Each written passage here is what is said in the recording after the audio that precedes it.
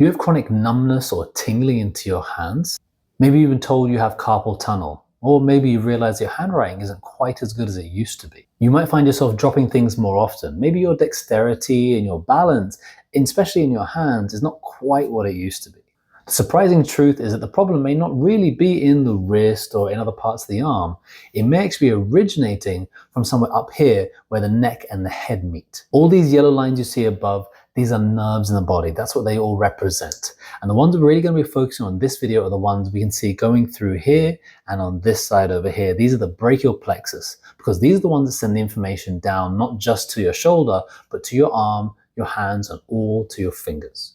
So the nerves that are coming from the brain through the neck are coming out through this brachial plexus. So you may wonder, what does it have to do with my wrist pain? What does it have to do with potential carpal tunnel?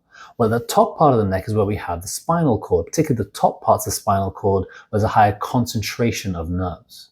This top part of the spinal cord is running through these very two small bones called the atlas and the axis. These are C1 and C2. Your head usually is going to weigh around 5 kilograms. These bones combined maybe weigh around 100 grams. That's a 50 times difference.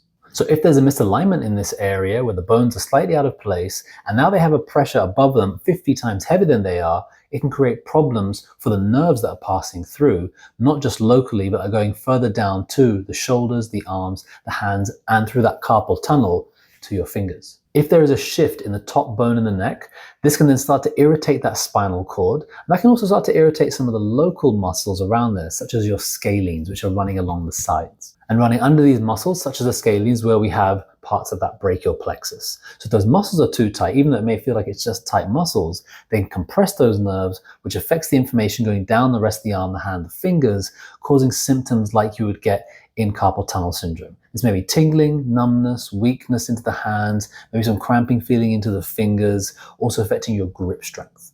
So potentially, if there's a problem even just at the top part of the neck, as it compresses through the neck, compresses the nerves, it can lead to problems in someone's daily life, such as dropping objects, not being able to grip things properly, making it difficult to exercise, making it even difficult to write a simple note.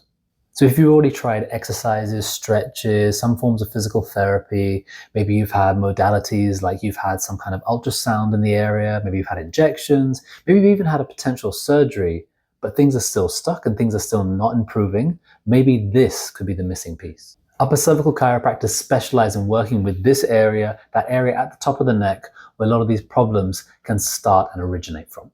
If you're struggling with symptoms of carpal tunnel and you've already tried many different approaches, maybe it's not what's happening in the wrist, then drop a comment down below to say wrist and see if we can help you.